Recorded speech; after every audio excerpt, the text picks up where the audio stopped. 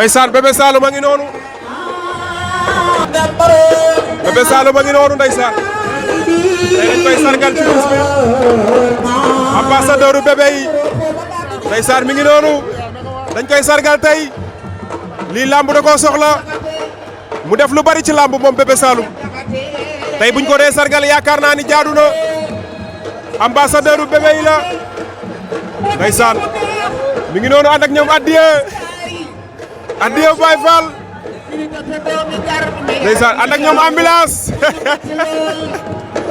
ndeysaan Bébé Saloum a ngi noonu ambassadeur u bébé yi tey dañ koy sargal di ko décorer mu def lu nekk ci làmb gis nga ko ndeysaan Pambaye ngi noonu promoteur bi kii mooy sargal Bébé Saloum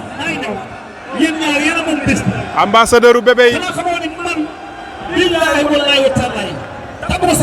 mais dama xam-xam ne ku ne dama lay jox sa cër xam naa li nga mel ci bés bi kii xam naa ne bés bi kii sama jàmbaat la ñu bokk dëkk léegi néew. ndeysaan Père Pambaye mooy wax noonu. su ma la joxee léegi soo paree deux fois am na solo li nga bëgg a am. Bébé Saloum a ngi noonu. léegi nag bala may joxee li Père Pambaye wax noonu. mi ngi noonu. Bébé Saloum la ñu la champion. seet. ndaxte kat ñu leen doon bandu. xanaa xamoo ne buus dafa lu gën dem. déedéet. xanaa xamoo ne amal ko sama la ñaaw. la ilaha illallah. lii mooy tax tey jii ñu leen defal lu leen def ko ci kanam. parce que Serigne Bamba Mbacké. bala nga leen bëri ba tey. xanaa la fa ñu gën a taxaw. daan Garga Mbossé. bëri dem. xeex lii. ndeysaan kii moo daan Garga Mbossé addiya kii moo daan Modou Anta kii moo daan Khadim Gadiaga kokoy Bébé Saloum kii moo daan Jadlin kokoy Bébé Saloum ndeysaan loolu am na solo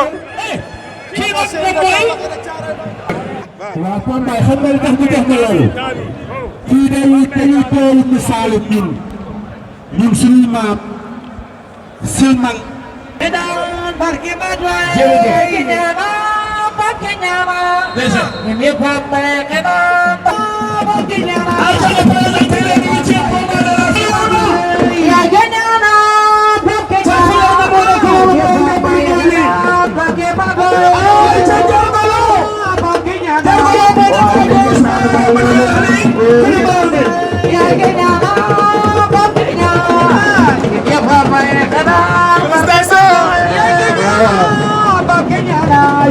Give your papa a head on, but the bad